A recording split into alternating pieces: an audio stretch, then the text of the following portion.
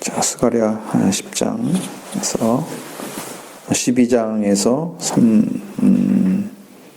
작은 3번 사람의 심령을 보호하신 하나님 10절로 14절의 말씀 먼저 같이 읽어보겠습니다. 10절로 14절.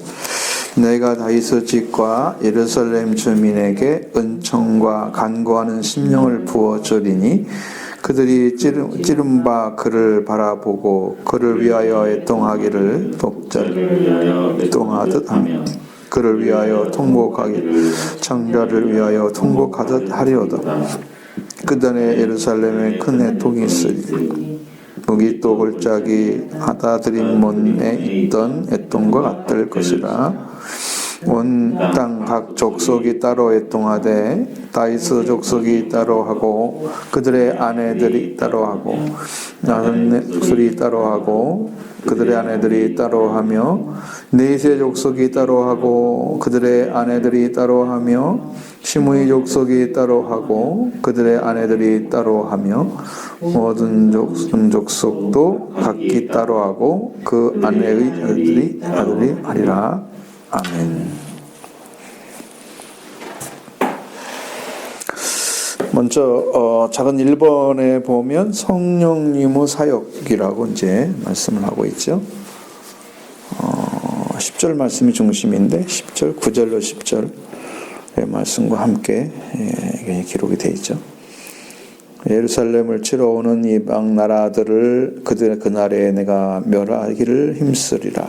그러면서 내가 다윗의 집과 예루살렘 주민에게 은총과 간구하는 심령을 부어주리니 그들이 그 찌른 바 그를 바라보고 그를 위하여 애통하기를 독자를 위하여 애통하듯 하며 그를 위하여 통곡하기를 장자를 위하여 통곡하듯 하리로다.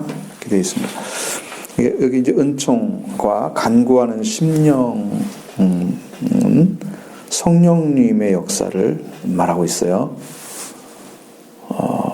은혜에 이게 이제 구약적으로 은총이란 말을 쓰잖아요. 기도원에서 은총을 받은 자여 이렇게 쓰는 것처럼 이제 그래서 은총과 간구하는 심령. 이거 이제 주님이 회개를 하게 하거나 은혜 안에 들어가게 하시는 그 일을 우리 가운데 오실 때 성령께서 일을 하시거든요. 그래서 그걸 인도를 잘 받게 되면 우리 안에 회개의 길을 찾게 돼요. 그래서 은총과 간구하는 심령이 이제 성령님을 역사를 통해서 그리고 회개를 합니다. 회개는 어떤 것을 주려고 하느냐 그러면 내면적인 변화를 지금 주려고 하는 거예요.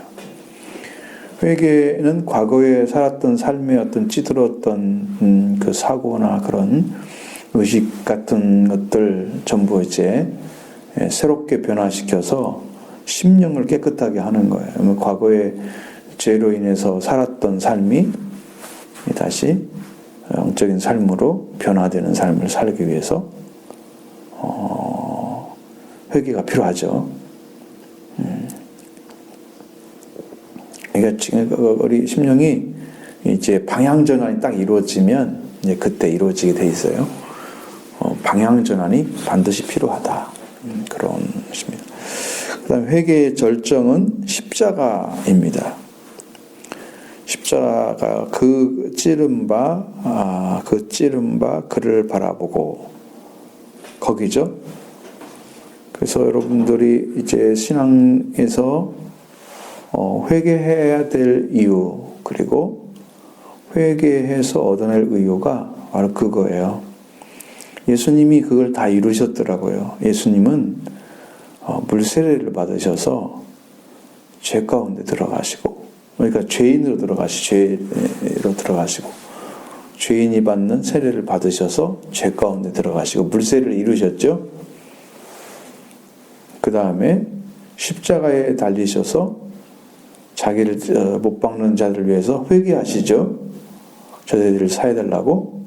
그러니까 우리가 못 박는 자들이잖아요. 다 죄를 범해서 그 당시 사람만 아니고 우리를 위해서. 그래서 예수님이 이제 십자가 십자가를 통해서 세례를 이루시는 거예요. 예수 그리스도의 세례, 속죄와 부활의 세례가 거기서 이루어지는 거예요. 그 세례를 다 이루셨죠? 그게 회개예요, 회개. 그렇게 되는 자체가 회개를 말하는 거예요. 회개.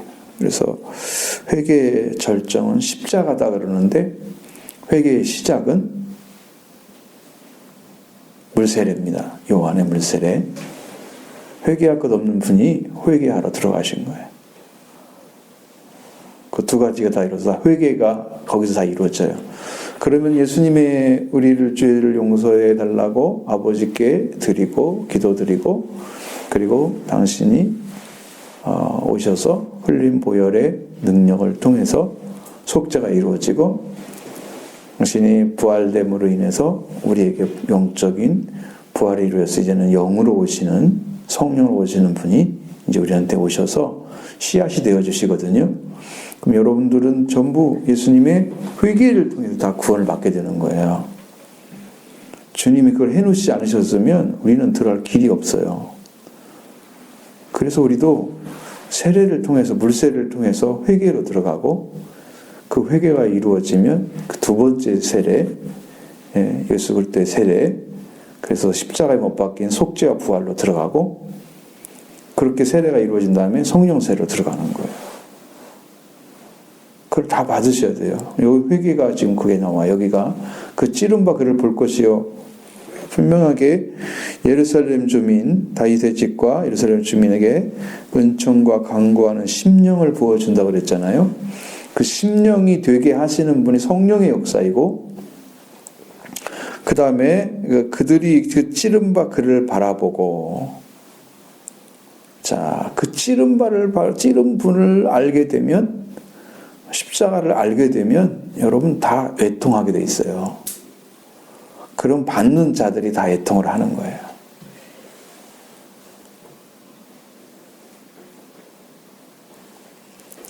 그 십자가의 은혜를 십자가에서 박히신 예수 그리스도 통해서 그 못 박힌 예수 그리스도로 인해서 이제 그 속죄가 오게 되는데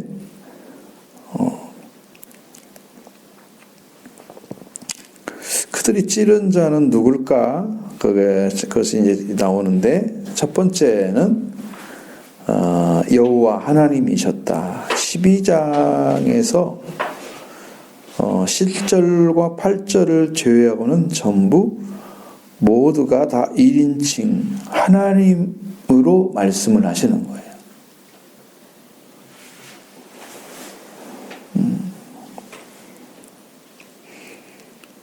여기 지금 이제 10절의 처음에도 주어가 맨 처음 주어가 내가잖아요. 그 내가 하나님이라니까요. 하나님이 그렇게 하시는 거예요. 찌른 바 그를 바라보고 그를 애통하 이렇게 되면 그를 찌르신 분이 누굴까? 찌른 자는 하나님이신 거죠. 그러니까 사람들이 이제 거기에 창을 가진 사람들 불을 찔렀다 뭐 그러잖아요. 그런데 그거보다도 하나님께서 그를 찔르신 거죠. 사람을 통해서 일을 하시는 거예요. 사람을 통해서 하나님이 직접 찌른 게 아니고 하나님이 찌르게 하셔서 하는 거예요. 어떤 일을 진행할 때 어떤 분을 시켜서 해도 그것이 그거잖아요. 가브리엘 전사가 와서 이야기를 해도 하나님이 하신 거죠. 그러니까 이게 하나님이 하시는 일은 사람의 감동에 의해서 움직이기도 하고 말씀에 의해서 움직이기도 하니까요. 그것은 우리의 방식이 아니고 하나님 방식이고 그 다음에 그는 찔린 사람은 찌른 자는 누굴까? 두 번째로는 그는 유대인들에 의해서 찔리운 사람이다. 그라는 존재가 여기서 그들이 그 찌른 바 그를 바라보고 찌른 바 그를 바라봤잖아요. 그러니까 찔림 받은 사람, 유대인들에 의해서 찔림을 받은 사람이다. 그가 그러면 역사적으로 예수님은 유대 지도자들에 의해 요청으로 로마인들에 의해서 십자가에 못 박히심을 당하셨죠. 그러니까 그들이 유대인들이 동참한 것은 아니다. 예수님에 대해서 예수님의 그들의 요청 때문에 또 아닌 세상의 죄 때문이 있기 때문에 우리 모두에게 그분의 죽음에 대한 책임이 있음에도 불구하고 유대 지도자들이 빌라도에게 예수님을 십자가에 못 박으러 압력한 사실에는 변함이 없는 거예요. 자, 그러니까 여러분 다 누구에게 찌른 분은 그 당시 그 예수님 찔렀던 사람이 그게 다 찔른 게 아니에요. 그분만 찔른 게 아니에요.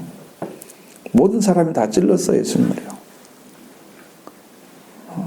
그 찌른 분을 알게 되면 우리가 이제 그를 보고 그를 바라보고 그를 위하여 애통하기를 이렇게 하죠. 십자가에 찔렀던 우리, 그를 찔렀던 우리가 바라보면 우리도 애통하게 돼 있어요. 이게 이제 회개가 이루어지는 거예요. 회개가. 그러니까 예수님이 십자가에 못 박히셨습니다 라는 말이 우리는 성경에 기록된 말씀처럼 너무 많이 여러 번 반복적으로 십자가에 둬야 될 말씀이나 십자가에 못 박힌 예수에 대해서 들었기 때문에 그 들은 것 자체로 인해서 알고 있는 게 아니에요. 그분을 찔렀던 나를 발견하며 알게 되는 거예요. 그게 십자가를 알게 되는 거예요. 세 번째는 그는 메시아입니다.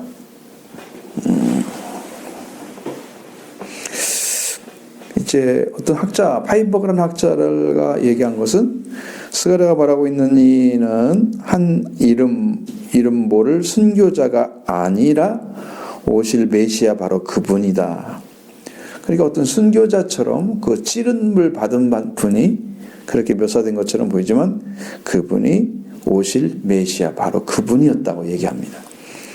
그러니까 유대인이나 그리스도인을 막론하고 본문의 가장 오래된 해석은 그렇게 이해를 되고 있습니다. 그리고 네 번째는 그는 예수님이시다. 사도 요한은 예수님이 로마 군병에 의해서 못 박히신 장면을 기술할 때 본 이 성경을 인용을 했는데 또 다른 요한복음 이게 지금 18장이 아닐 것 같은데 이분이 잘못 기술한 거죠.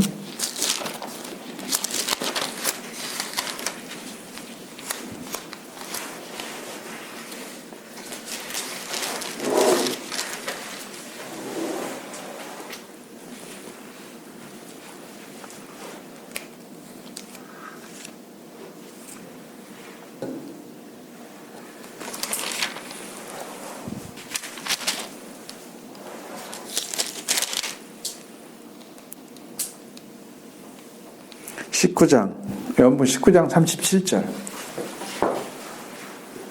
이 말씀을 이제 여기서 인용을 했어요. 여기는 지금 18장으로 나와 있단 말이에요. 지금 제 교재에는. 제가 성경이 안 읽는다는 것을.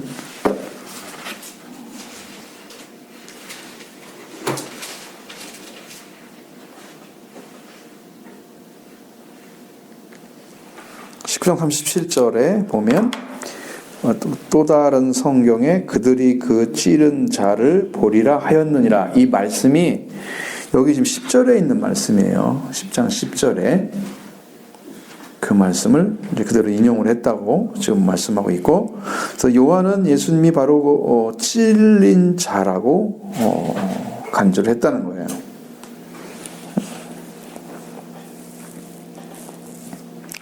자, 이 예언은 분명해졌고, 그래서 이 하나님은 찔림을 받을 수 있다. 왜? 메시아가 왜 찔림 받냐 그러면 예수님이 육체로 오셨기 때문에 찔림 받아. 영은 찔릴 수가 없죠. 예수님이 육체로 오신 것이 분명하다. 가연스를 완전히 일축했죠. 그 이상한 그런 논쟁할 필요가 없는 예수 그리스도. 바로 그분이십니다. 자, 그리고 그들이 찌른 바 그를 바라보고 그를 위하여 애통한다고 말씀하고 있습니다. 자, 이스라엘 백성들의 이제 애통의 이유가 뭡니까? 자기들이 메시아를 죽인 것 때문이었다는 거예요. 메시아를 죽인 자는 애통을 했다. 그런데 이 뭐냐면 물론 이 예수 그리스도의 십자가의 죽으심을 예언한 것이자 그 이후에는 이께들 회개하는 내용을 다 말씀하셨는데 사도행전 38장 3장 37절부터 41절에도 그 예수 그리스도에 대해서 숙제에 대해서 나오고 있습니다. 십자가의 죽으심을 예언하고 그 다음에 그 십자가에 죽으신 예수님을 통해서 회개가 이루어지는 거예요. 회개하는 내용이에요.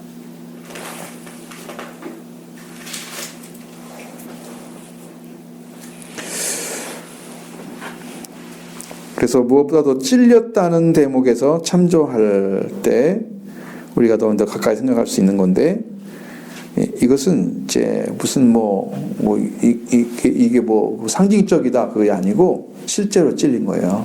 문자적으로. 그분을 믿는 거예요, 우리가. 찔린 분을.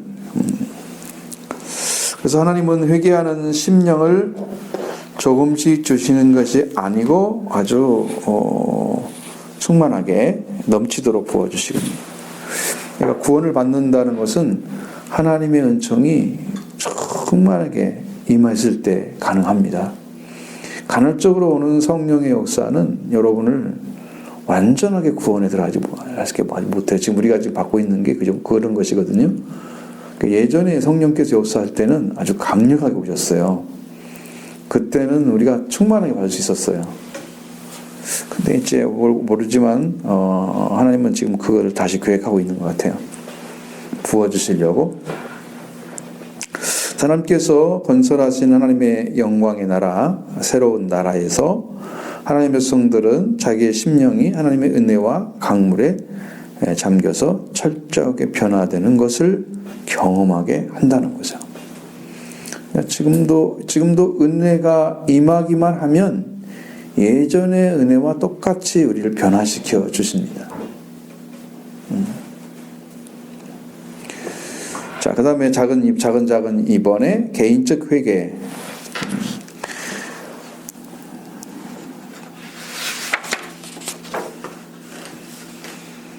회개는 13절 14절 말씀입니다.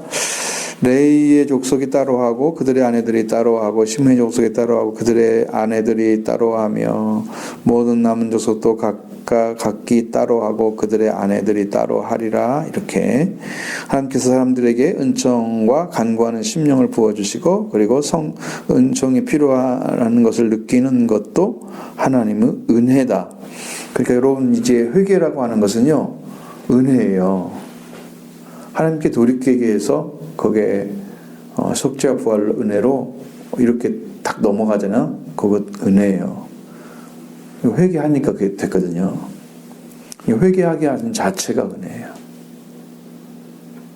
구원 자체가 은혜인 것이 너무 분명해졌어요. 회개를 시켜주는 것도 은혜예요. 그것을 하나님이 부어주셔야만 돼요.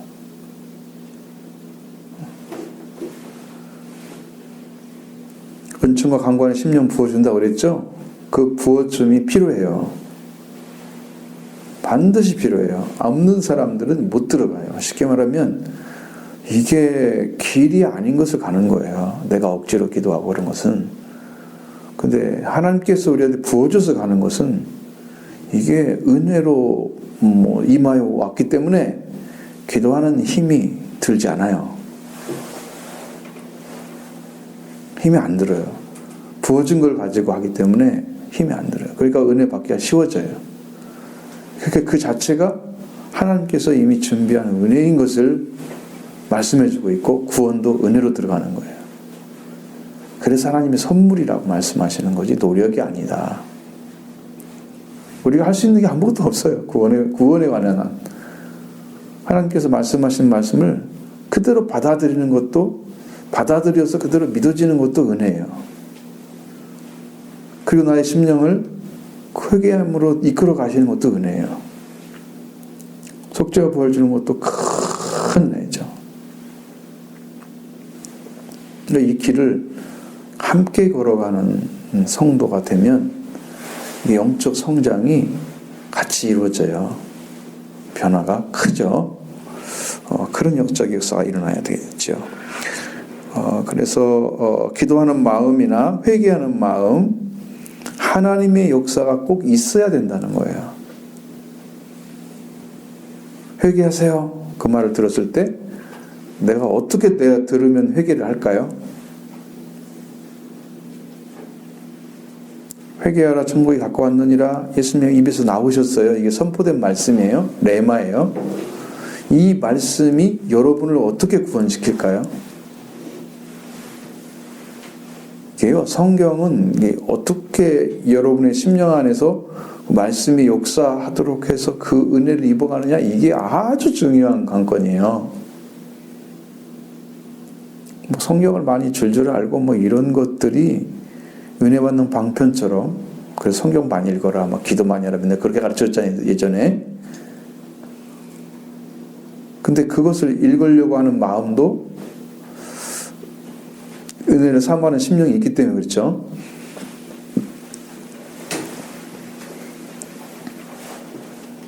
근데 조금 읽었는데 많이 은혜 받았다, 그것만 중요한 건 아니고, 많이 읽으면서도 은혜를 충만히 받아서 깊이까지 알게 되는 것이 더 중요한 문제이죠. 그러니까 적게 읽으냐 많이 읽으냐 이건 차이가 아니라는 말씀 드리는 거예요. 은혜냐 아니냐, 하나님의 은혜로 왔느냐 안 왔느냐, 이걸 지금 측정해 보는 거예요. 여러분 심령 가운데 그것이 필요하다는 거죠. 그래서 기도하는 마음이나 회개하는 마음조차도 하나님의 역사 가운데 이루어진다. 그러니까 뭘 의미하고 있어요? 하나님 나를 도와주지 않고 이끌지 않으시면 나는 구원에 이를 수가 없다는 것을 가르쳐 주는 거예요.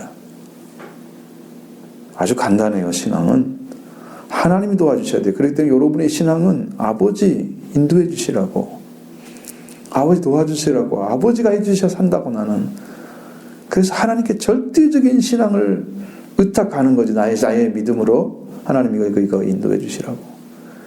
그렇게 들어갔을 때만 구원이 이루어져요. 여러분 안에. 그것이 절대적인 게 되었을 때, 절대적인 말씀이 되었을 때만 구원이 이루어져요.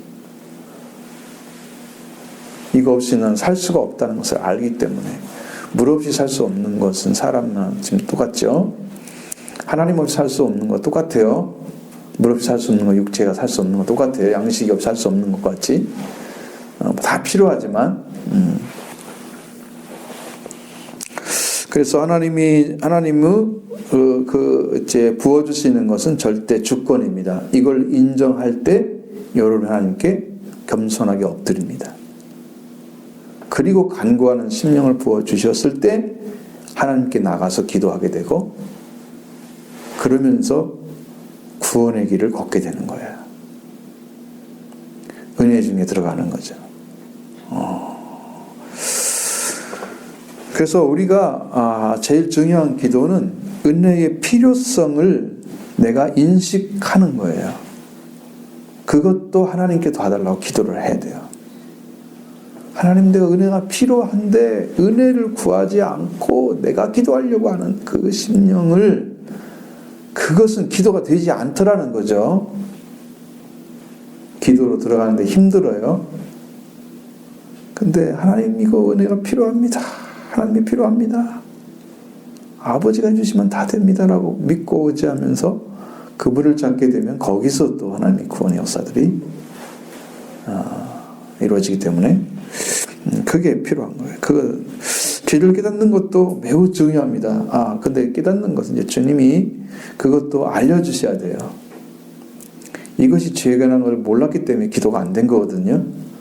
근데 여전히 똑같은 자리에 서서 내가 죄가 뭔지도 모르면서 죄를 용서해달라고 그런단 말이에요.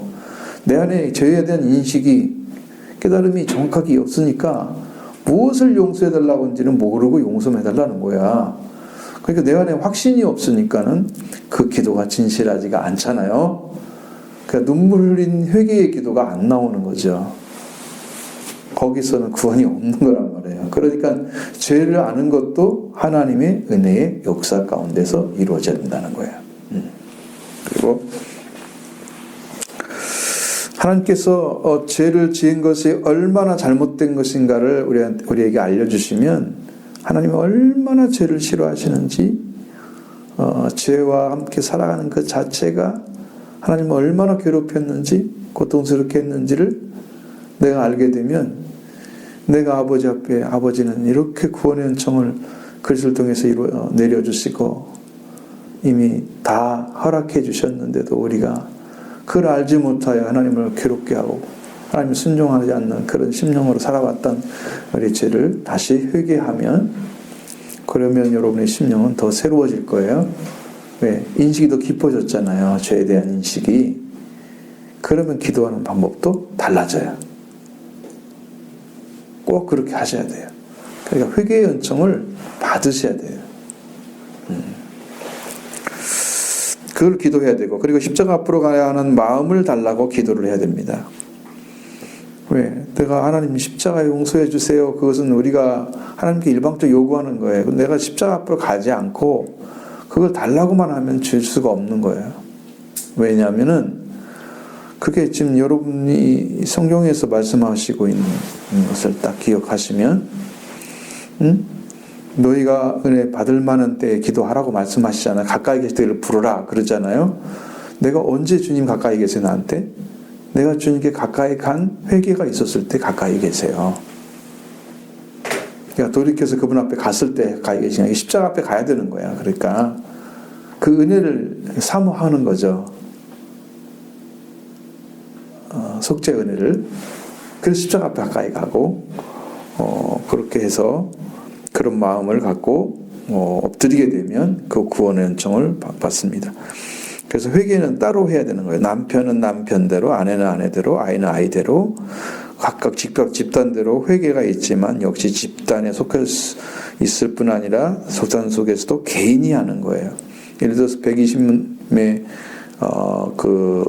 예루살렘에 성령 받았던 사람들도 다 단체로 하는 것 같지만 다 기도는 다 개인이 하는 거잖아요. 베드로가 서가지고 혼자 다 기도하고 있는 거 아니죠. 네? 베드로 혼자 다 기도한 건 아니죠. 10일 동안 아니잖아요. 다 이끌어간 사람이 있더라도. 그러니까 거기에는 다 개인의 기도예요. 따로 계속 나오잖아요. 이게 좀 외통하는 것이. 그래서 이제 집단적으로 할 수 있는 것은 없어요. 같이 모였지만 다 개인이 기도하는 거예요. 그것도 그렇게 기도를 하는 거예요. 한 자리에 모여서 있을지라도 그 자리의 위안을 내가 여기에서 같이 기도하기 때문에 그것으로 위안받으면 안 돼요.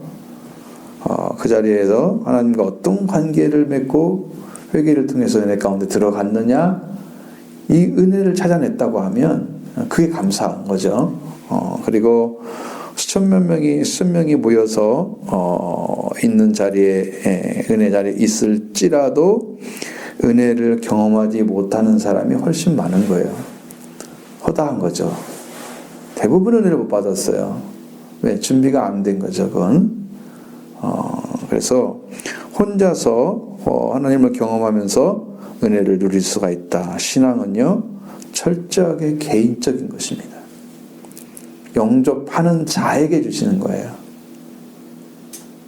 그를 믿는 자, 영접하는 자에게 하나님의 자녀가 되는 권세를, 그 빛이죠, 빛. 참빛으로 오신 예수, 말씀이신 예수님, 그분을 영접하는 자에게만 하나님께 태어난 자가, 난 자가 되는 거예요.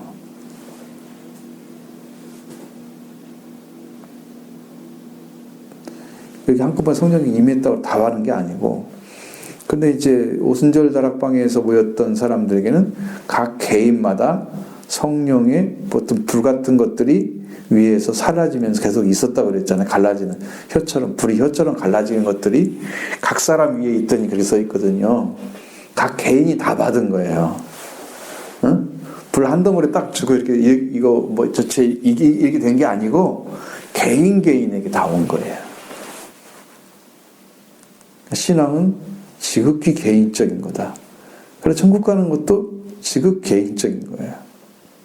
가족이 통틀어서 가는 것은 거의 없잖아요. 노아 가족 같은 경우는 하나님께서 특별히 허락해 주셔서 홍수를 피해 갈 수 있도록 물로 받은 그 표적을 주셨잖아요.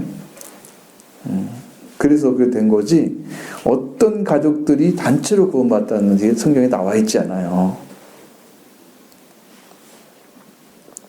그 특별한 케이스죠. 그때 다 물로 빠져 죽는데 홍수 그런 배를 따로따로 만들어야 돼, 방주를 개인마다 하나씩. 그러지 못하죠. 그러니까 노아 홍수 때 방주는 하나만 만들었어요. 이제 그런 차이가 분명히 있어요. 그리고 은혜를 구하면서 용서를 구하는 심령이 반드시 있어야 됩니다. 그러니까 죄를 안 다루는, 그냥 은혜만 더 간구하고 하나님께 자기 죄를 안 다루는 사람들, 이것 주세요 저것 주세요라는 할 수 있지만 주라고 하는 기도도 하잖아요. 다. 왜? 그것이 없으니까 달라고 하는 거거든요. 근데 이제 하나님이 주고자 하는 건 달라고 않고 자기가 원하는 건 달라고 하고 이렇게 기도하니까 이제 이상한 기도가 되죠. 성경이 말씀하시는 기도의 내용이 아닌 것들을 가지고 기도하는 기복으로 빠지면 그것은 하나님의 뜻과 상관이 없는 거다.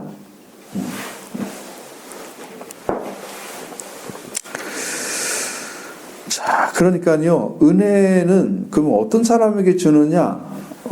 여러분들이 은혜를 달라고 할 때는 자격이 없는 자들이 구하는 거예요.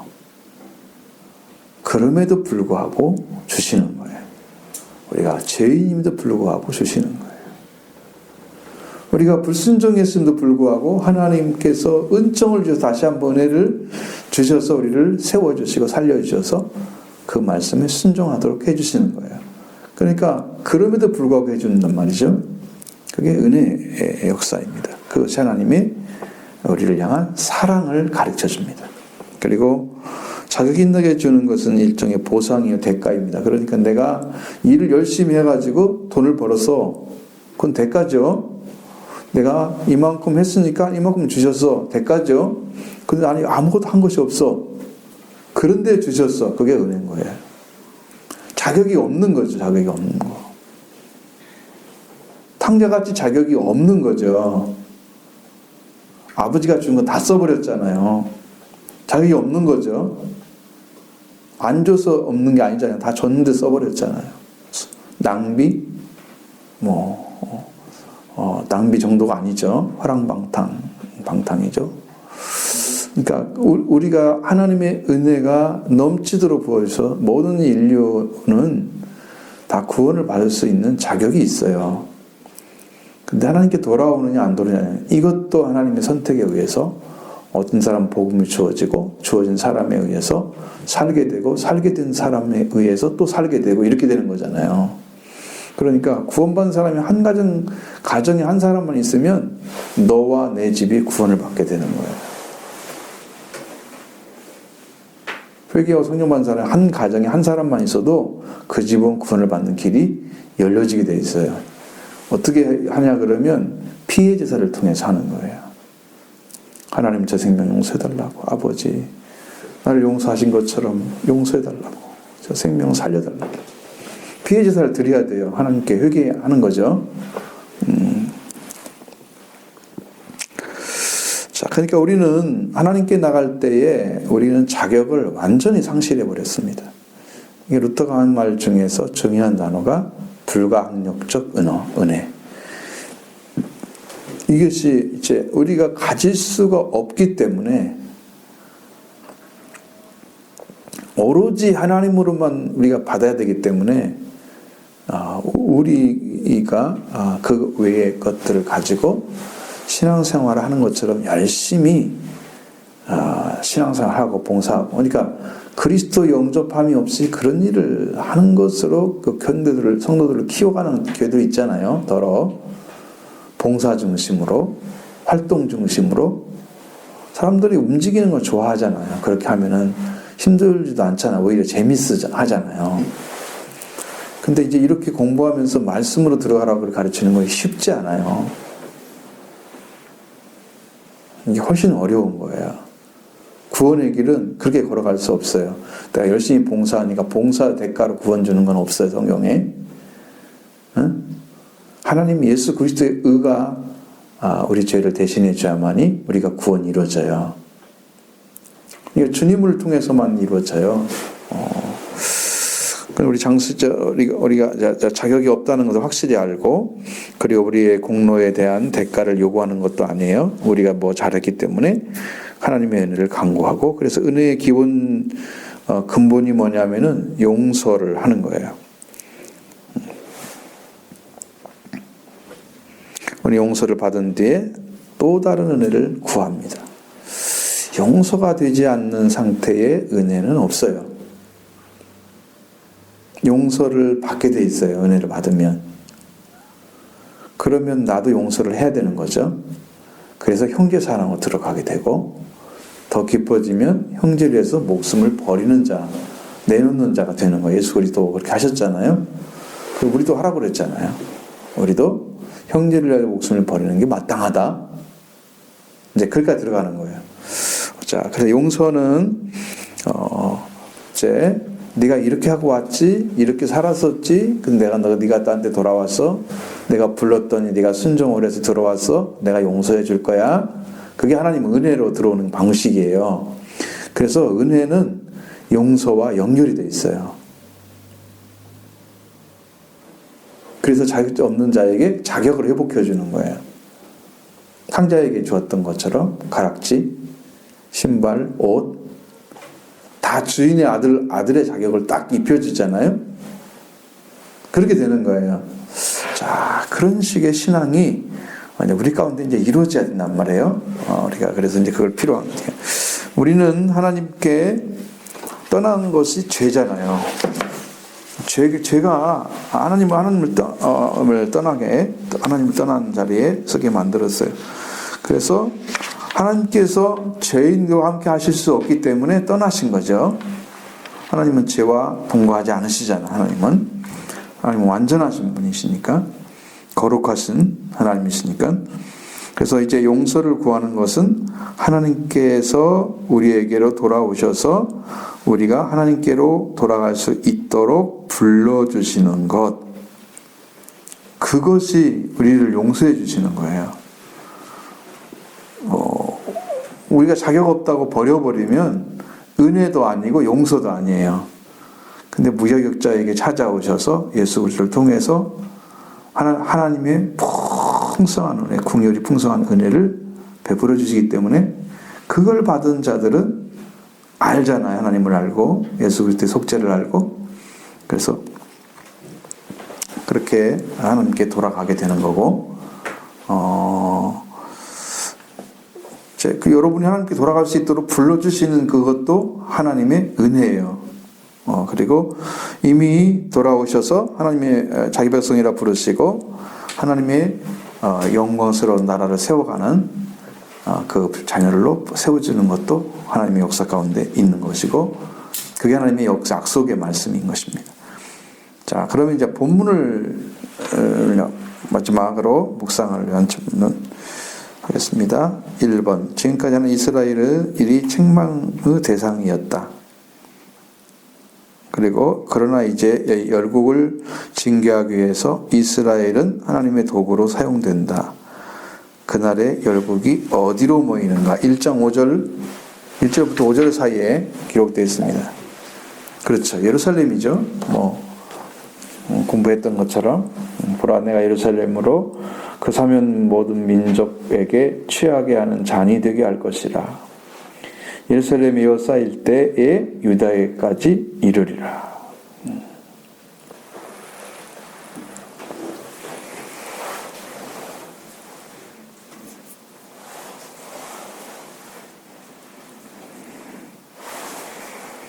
근데 예루살렘의 그 권세가 대단하죠. 그렇습니다. 하나님의 도구로 열국을 징계하기 위해서 쓰임 받는 거예요.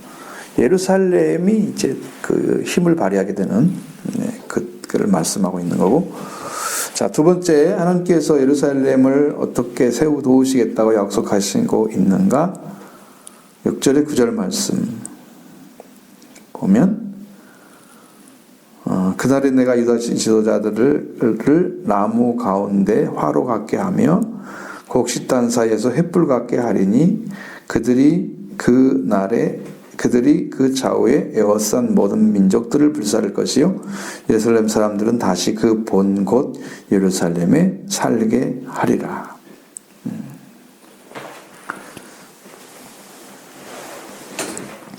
여러분, 횃불 같게 한다는 건 나무를 갖다가 태워버린다는 거잖아요. 유대 지도자들이 그렇게 하게 하시겠다. 그들 좌우편에 어선 민족들을 불살아 버릴 것이다. 그 대신에 예루살렘 사람들은 다시 그 본 곳 예루살렘에 살게 될 것이다. 그럼 예루살렘을 중심으로 예루살렘을 빼앗겼던 그 땅을 다시 찾으면서 그것을 찾지 못하게 아니면 방해하는 사람들이 있겠죠. 그런 자들을 다 태워버린다는 거예요. 그러니까 하나님은 최후로 예루살렘을 남겨놓는 거예요. 그 돌아온 자들이 예루살렘을 살게 하시는 거예요. 그게 하나님께서 예루살렘을 도우시는 방식 중에 하나죠. 그 다음에 여호와가 먼저 유대 장막을 구원하리니 이는 다윗의 집과 지부 영광과 예루살렘 주민의 영광이 유다보다 더하지 못하게 하려 함이니라 라고 말씀하고 있습니다. 그 다음에 이제 예루살렘 한 다음에 유다 장막을 구원한다고 그랬죠. 유다 장막 이게 점점 더 넓어져요. 예루살렘, 유대, 그렇죠? 그 다음에 그날에 여호와가 예루살렘 주민을 보호할 것이다. 그 중에 약한 자는 그날에는 다윗 같겠고 다윗의 족속은 하나님 같고 무리 앞에서 여호와의 사자와 같을 것이다. 여러분, 그날의 사람들이 굉장히 강력하게 찌는 거예요. 여러분 신앙이 약한 자처럼 보이는 애가 강한 자가 되는 거예요. 그때 주민이 약한 자가 다윗과 같은 그게 강력한 힘을 갖게 되고 또 다윗의 족속은 하나님과 같고 하나님 여호와의 사자같이 그렇게 힘을 갖게 된다는 거예요. 그러니까 우리가 뛰어난 능력이나 권세를 가지지 않고는 죄를 이길 수가 없잖아요. 세상의 권세를 이길 수가 없죠. 하나님은 그걸 세워주셔야만 돼요, 우리를. 자, 3번입니다. 이때 예루살렘에 어떤 일이 일어나는가? 10절로 14절. 자, 10절 말씀을 배웠죠. 그만 보시죠. 성령의 역사. 뭘 주신다고 그랬어요? 무슨 심령?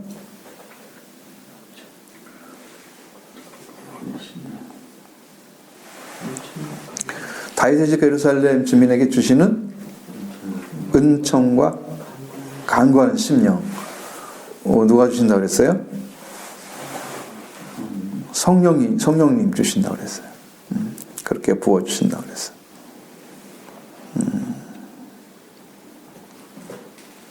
그리고 찌른 바크를 보게 되고 그래서 그 십자가에서 회개가 이루어지죠. 그 다음에 그 찌른 자를 보게 된 사람들은 애통한다 그랬죠. 그 애통이 각각 다르게 한다 그랬습니다.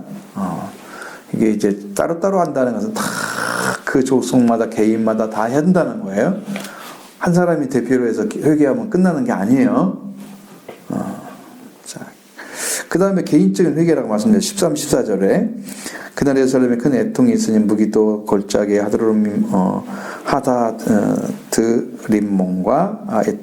에드몬에 있던 그런 애통과 같을 것이라. 온 족속이 따로 애통하되 다윗 족속이 따로 하고 그 아내들이 따로 하고 하며 남은 족속이 따로 하고 그들의 아내들이 따로 할 것이다. 그러니까 이게 지금 따로따로 회개를 해야 된다는 거예요. 회개는 개인이 하는 거다. 관계도 개인이 맺는 거고 하나님 관계가 회복된 사람도 개인이 갖는 거예요. 그래서 그 관계가 완전해지면 그 사람을 하나님께 사용하시게 되는 거죠. 은혜를 부어주시고 그냥 필요한 것들을 허락하셔서 역사를 이루어가시는 거예요.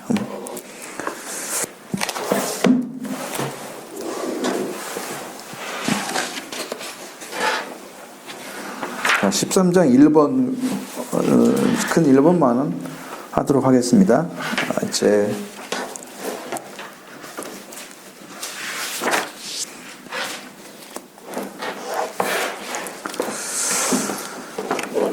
자, 5번이죠. 큰 5번 13장 예루살렘의 정화 13장입니다. 사람의 심령을 보호하시는 하나님에 대한 말씀도 있죠. 14절로 14절. 이제 그것이 이제 지금 연결이 되어 있는 거죠. 앞에 하고 지금 앞에 말씀하고 여기는 별로 이제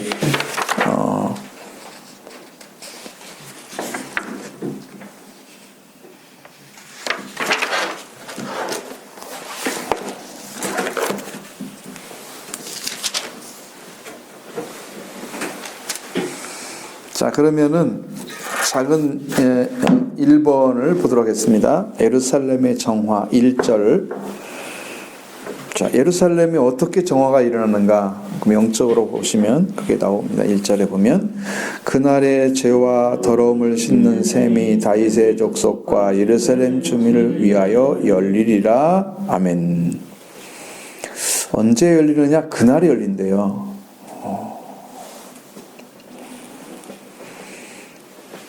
사실은 이제 여기 지금 다 예언의 말씀이잖아요. 근데 이게 그날이라고 지적했을 때는 여기서 말씀하고자 하는 것들은 대개 다 재림에 관한 얘기예요. 그런데 이것을 그 다윗의 그 죄를 씻는 더러움 셈이 다윗 족속과 예루살렘 주민을 위하여 열려지게 되는 것은 예수 그리스도가 오실 때부터 열어진 거예요. 그러니까 재림에 관한 것이 그날이 아니고 초림과 재림에 관한 것까지 다 포함되어 있다. 그날이 열려질 것입니다.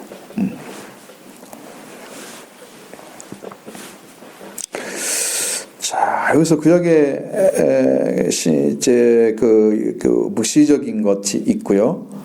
종말론적인 것에 예언의 중심의 주제가 여호와의 날에 해당되는 거예요. 그럼 그날, 그러면 그게 여호와의 날이에요.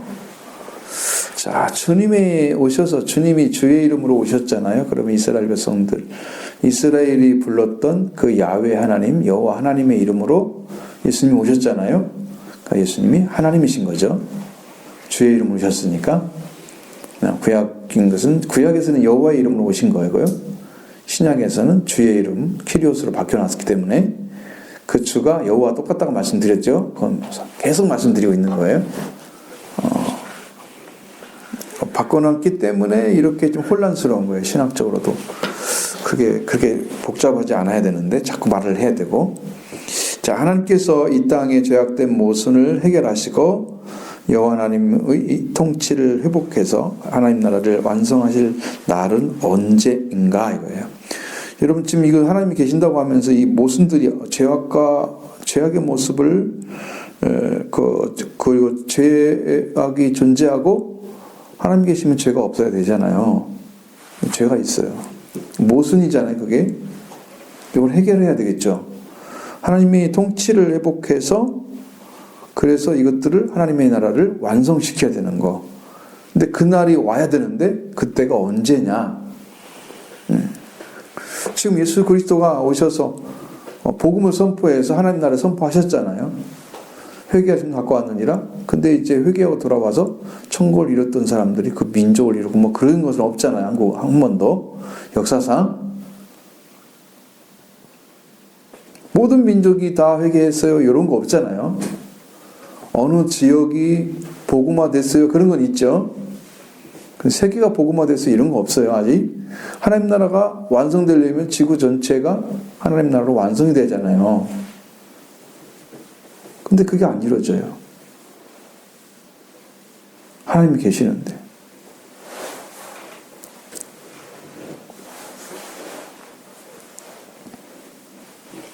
이게 이제 하나의 모순이죠. 모순입니다. 이거 다 해결해야 되죠. 그래서 하나님께서 이 땅에 직접 강림하시는 날, 그날은 이 땅의 죄악을 모두 씻고 인간이 통치하는 이 세상의 모든 모순을 해결을 해야 돼요. 모순이죠. 지금 말씀드린 게 그걸 해결하시고 하나님의 통치를 회복하는 날이 바로 그 날이다. 그걸 잡으셔야 돼요. 기준이 뭔가? 모순과 죄악의 문제죠. 그것을 해결하시고 하나님의 통치를 회복해서 하나님의 나라를 완성시켜야 되는 거예요. 하나님만 통치하는 나라, 그리고 하나님만이 중심이 돼서 하나님께서 모든 민족들을 다 통치하는 그 나라가 되어야 되는데 이 땅에서 그게 이루어질 건가? 예수님은 하나님의 뜻이 하늘에서 땅에서 이루어지기를 기도하라고 그랬죠. 그 나라가 임하기를 기도하라고 그랬죠. 그의 왕국이 오기를 아버지 나라가 임하시며 기도하라고 그랬죠. 그리고 하나님 뜻이 이루어지기를 기도하라고 그랬고, 그러니까 이게 지금 이 땅에서 이루어질 것이 너무 많은데 사실 이제 우리 믿는 사람들이 그것이 세워지기를 위해서 기도하고 그렇게 살아야 사실은 이게 최상의 성도가 되는 거예요. 그 기도가 사실 우리가 하나님의 자녀로서 해야 될 기도인데 그것이 이루어지기를 간구하고 그 이루어가는 나라, 회개해서 천국에 들어간 사람들이 그 나라를 이루어가는 일들이 쭉 펼쳐지면 이게 영광스러운 역사가 나타날 거예요. 근데 교회들이 그거에 협조하고 그것을 위해서 하나요? 못하니까 그게 안 되는 거죠. 그래서 지금 이렇게 이러고 있는 거예요. 자, 작은 2번은 그 죄와 더러움입니다. 이 더러움은 죄로 인해서 오는 것입니다. 그리고 그 오염된 삶의 현장입니다.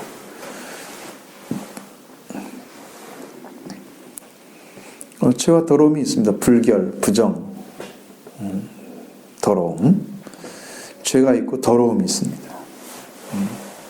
이쪽 죄가 있으면요 깨끗해지지 않죠. 그리고 의롭지 않죠. 오라지지가 않죠. 올바르게 안 되죠. 죄가 있으면 비뚤어지고 구부러지고 왜곡되고 그러죠. 죄는 하나님께 정직하게 갈 수 있는 것을 다 차단시키는 그런 능력을 가지고 있어요. 그래서 우리가 죄 가운데 살게 되면 하나님 나라를 아무리 달려가도 못 사니까 그 죄가 예수 그리스도에서 죄가 제거되고 그리고 속죄가 이루어져야지 하나님 나라에 갈 수 있어요. 거기 달려갈 수 있는 길이 찾아지는 거예요. 죄가 모순이에요. 죄를 가지고 있으면서 하나님 나라 달려가는 건 모순이에요. 죄를 용서받고 회개해서 천국에 들어가는 것은 그게 정상이에요.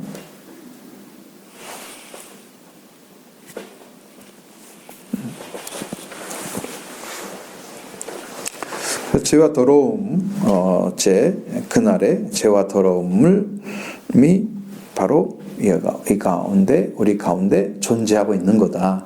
삶의 현장 가운데 있는 거다. 오염되어 있단 말이에요, 죄가. 그러면 이제 내가 죄야 라고 써 있잖아요. 죄는 어디에 있을까요? 자, 죄는 어디에 있어요?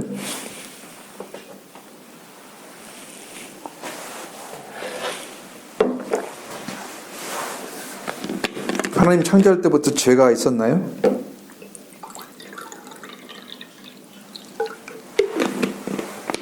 한 사람 말미암아 죄가 세상에 들어왔다 그랬죠? 그러니까 세상은 죄를 짓고 있지 않았고 죄가 들어온 통로는 사람이었어요. 그럼 죄가 어디 있어요? 사람 안에 있죠. 사람이 죄의 본성을 가지고 만든 게 사회잖아요. 사회도 모순이 많죠. 인간의 이상과 어떤 것의 통치, 도덕적 기준에 통치되고 이런 것들이니까 이거 완전한 건 아니에요. 그리고 이제 그런 기준도 못 미치면 그게 이제 완전히 성경에서 말하는 대로 이성이 없는 사람들이잖아요. 짐승과 같은 존재. 그것이 안 되면 최소한의 그것이 된 사람들이 나라를 다스리고 그래야지. 그것도 안 된 사람 다스리면 나라가 엉망이 되잖아요. 독재국가 되고 국민들이 고통하고.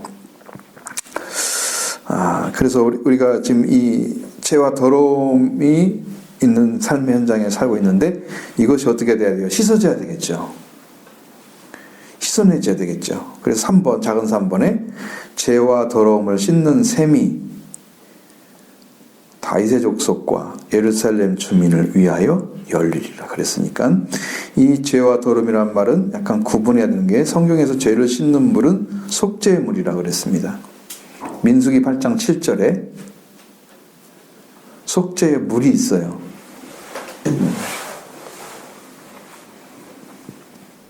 민수기 8장 7절에 죄를 씻는 속죄의 물, 더러움을 씻는 물은 정결케 하는 물인데 민수기 19장 13절에 있어요.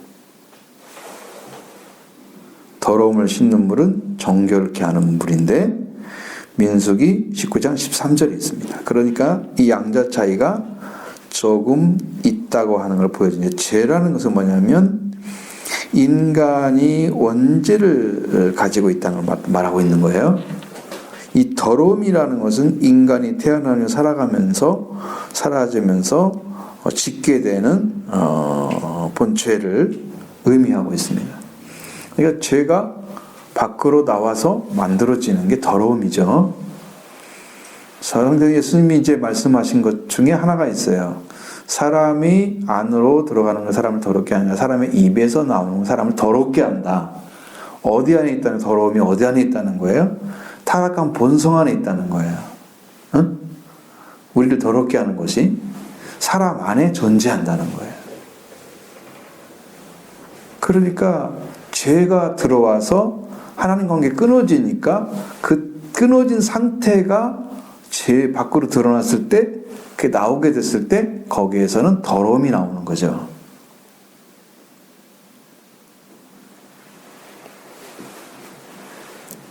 그러니까 우리 내적인 부분이 물로 씻어 말씀으로 깨끗하게 하시는 그 은혜를 확실하게 받아들이지 않으면 우리 안에 있는 본성이 죽지 않기 때문에 우리가 아무리 꾸며서 아름다운 말을 해도 다 거짓된 거예요. 진실한 마음에서 뭐가 나오는지를 보면 알아요. 진짜 사람이 어느 때 진짜 말을 하는지 아세요? 화가 나거나 다급할 때, 화가 확 났을 때, 그때도 그 말을 할 수 있는지, 그때도 사랑할 수 있는지, 응? 다급할 때, 막 터져나오는 말 있죠? 순식간에 어떤 이상한 말을 하거나, 응? 욕설을 하거나 그렇게, 본성이잖아요. 평상시에는 좋은 사람처럼 보이는데 무슨 일이 생기니까 입에서 약간 이런 이제 쌍시온욕이 나오죠. 응? 그러니까 본질은 물로 씻어 말씀을 깨끗하게 해야만이 이게 없어지는 거예요. 그래서 은혜를 깊이 받은 사람들은요 화를 안 내요. 화를 거의 안 내는 사람 봤어요. 드물지만 저는 봤어요. 네, 분명히 있어요. 더러움을 씻는 셈은 예수 그리스도 있습니다. 예수 그리스도가 죄를 씻는 셈이세요. 예수 그리스도가. 요한복음 4장 14절에 보면 예수님 자신은 영원토록 솟아나는 샘물이 되신다. 그래서 우리가 생명을 가진 자가 되어지는 것은 죄를 가지고 안 돼요. 죄가 있으면 생명수가 안 나와요. 그런데 이제 이런 거 나오잖아요. 성경에서 한 입에서 한 샘에서 쓴물과 단물이 나올 수가 있느냐라고는 말씀하시잖아요. 근데 우리 입에서 어느 때는 찬송이 나오고 어느 때는 저주가 나오고 그런다면 아직은 이제 이게 회복된 게 아니에요. 이제 그걸 갖다가 이제 웨이브가 있는 거다, 신앙이. 어느 때는 올라왔다가 어느 때는 툭 떨어졌다가. 이렇게 하면 안 되죠. 신앙은 계속 상승곡선을 그어서 기하급수로 성장을 해야 돼요. 그러니까 그렇지 않으면 그건 태어난 게 아니에요. 그렇기 때문에 그렇게 하다가 나중에 툭 떨어질 수도 있어요. 계속 성장하는 게 아니에요. 그 예수 그리스도를 통해서 우리가 생명을 얻은 사람이 되면 그리스도가 우리에게 하나님을 알게 하고 하나님을 예배하게 하고 죄에서는 완전히 떠나게 하시고 그렇게 해서 이제 생수를 얻고 나죠. 얻게 되면 사마리아 여인은 우물에 자기의 생수 물을 길러왔던 통을 버리고 양동이 버리고 물동이를 버리고 그리고 복음을 전하러 가잖아요. 사마리아로. 그걸 버리게 되는 거죠. 그리스도를 만나야지 이제 생명의 근원을 찾았기 때문에 거기서는 이제 인간적인 것들이 사라지게 되고 나를 물로 길러지 않게 매일 물 먹을 수 있게 해달라고 주님께 기도했던 그 여자가 물동이를 그냥 내버려 두고 들어가잖아요. 그게 아니란 걸 알았죠. 이게 인간적인 것이 이제 벗어지고 완전히 이제 돌아선 거예요. 그래서 이 생명의 물을 마시는 자는 영원한 생명을 얻습니다. 그거에 얻게 된 거예요. 그래서 그리스도의 샘은 죄를 씻는 샘이고 우리를 완전하게 하나님의 생명으로 채워주는 넘치도록 부어주는 샘물이에요. 생명수 충만하게 생명이 충만하게 하시는 거예요. 그리고 예수님이 샘물이 되었다고 하는 것은 하나님께 가는 유일한 길이라는 것을 말씀해 주고 있습니다. 아버지 안에는 생명을 가지고 오신 분이 예수님이십니다.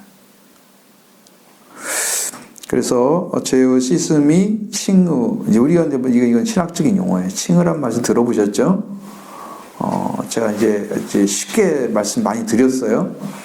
죄를 어떻게 해요? 완전하게 죄가 끊어져서 우리가 의가 되는데, 의가 됐다고 하는 것은 의롭다고 부르는 것이 칭의잖아요. 의롭다고 부르는 것이. 그리고 의롭다고 부르는 사람은 하나님이 죄를 인정하지 않는 사람이다. 그렇게 칭의가 필요하고요. 그 다음에 중생, 의를 얻었으니까 이제 새로 태어나는 거죠. 태어나서 그런 관계가 이루어지면 더러움의 정결함은 그러니까 죄의 씻음이 칭의와 중생과의 관계가 된 것이라고 생각하면은 더러움은 정결하게, 더러움에 정결케 한 것은 성화가 이루어지는 거다. 이 다 신학적인 용어를 말하고 있는 거예요. 여러분, 예수 그리스도 안에 들어가면 그 이루어지고 그 다음에 이제 영화가 찾아지는 자리는 성화가 이루어진 상태에서 가는 거예요. 그러니까 더 깊이 말하면 여러분이 성결을 얻어냈잖아요. 죄 씻음 받고 거룩함을 찾아주셨죠. 그 다음에 이루어지는 게 영화로움이에요. 그러니까 이건 너무 신학적인 용어를 많이 썼어요. 자, 그러니까 예수님도 제후만찬의 날에 뭘 하셨어요? 발을 씻어주셨죠? 내가 널 씻지 않으면 너와 상관이 없다 그랬잖아요. 네 몫이 없다 그랬죠. 발만 씻어달라고 씻어주고 있었는데 베드로는 못 시킨다고 그러다가 너가 상관없다 그러니까 씻지 않으면 상관이 없다 그러니까 다 씻으려고 그러죠. 머리도 씻어달라고 그러고 발만 이제 손도 다 씻어달라고 그러는데 목욕한 자는 발만 씻으면 된다 말씀하셨잖아요. 죄를 용서받고 사함 받은 사람은 세상에서 살아가는데 짓는 작은 죄를 씻으면 된다. 그걸 얘기한 거예요. 그래서 이게 죄사함을 다 받은 자들은 이제 죄를 다르게 씻을 필요가 없어요. 이제는 그냥 발만 씻으면 돼요. 계속해서. 자, 그때 이제 온몸을 다 씻겨달라는 베드로의 부탁에 예수님께서 목욕한 자의 발을 씻을 수 없다고 말씀하시는 거잖아요. 그러나 그렇게 씻는 것도 예수 그리스도 없이는 불가능하다. 그러니까 우리가 예수 그리스도의 피로 씻음 받는 거, 그 예수 그리스도의 피로 씻어주는 거 할 수 있죠. 이건 좀 우리의 은혜입니다. 그리고 그리스도께서 우리의 더러움을 씻는 샘이 되어 주시는 거예요. 그리고 우리 그리스도는 순간순간 우리의 더러움을 씻는 샘이십니다. 계속해서 우리는 날마다 씻어야 돼요. 그래서 보혈이 바로 샘물과 같은 거예요. 샘물과 같은 보혈은, 그 찬양도 있죠. 그러니까 보혈이 이제 샘물 같은 건데 그렇게 이루어져 있는데 그것으로 씻음 받게 되고 예수의 피로 자기 옷을 빠는 자가 복이 있다. 그래서 얘기하는 거예요. 자기 두루마리를 빠는 자 복이 있다 말씀하시는 거예요. 이제 이게 샘물은 뭐 끝이 없어요. 무한한 물이에요. 우리에게는 제한이 없어요. 근데 그걸 아무나 쓸 수 있는 건 아니죠. 그 안에 들어간 사람들 씻어줍니다. 그러므로 이 샘물을 활용해서 우리는 점점 더 씻음이 깊어지고 완전해질수록 죄가 사라지면서 죄는 태워지고 이제 우리는 더 정결함을 입게 되고, 이렇게 하면서 신의 성품에 참여하는 더 깊은 단계에 들어가는 거예요. 그리고 매일의 죄 씻음으로 인해서 더 거룩하게 변화되어 갖고, 그리고 온전한 그리스도의 제 신의 성품을 완전하게 소유하게 됩니다. 그러니까 성경에서는 하나님의 형상이 그리스도 안에 있다. 그리스도는 하나님의 형상이다. 네, 거기까지 가는 거예요. 근데 이제 우리가 이제 성경을 보면 다 알죠. 몇 군데 나와 있잖아요. 자, 예수님의 찔리심은 스가랴 10장 12장 10절에서 죄 용서를 받게 됐다고 말씀하고 있잖아요. 금방 우리 외웠죠. 그 다음에 피 흘림 없은 주 죄사함이 없다. 히브리서 9장 22절. 그러니까 여러분이 예수 그리스도를 의지하지 않고는 죄사함 받을 수가 없다는 얘기예요. 그 말은 피는 예수 그리스도가 흘리신 거지. 피 흘림 없이는 죄사함이 없는 거죠.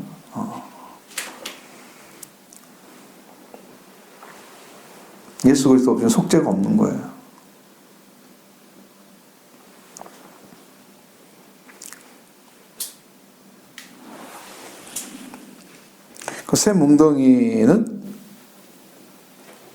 샘과 웅덩이는 다르다. 그래서 샘솟는 보배로운 피, 예수 그리스도의 피죠. 그 피를 통해서만 우리에게 구원이 이루어지게 되어 있다는 거예요.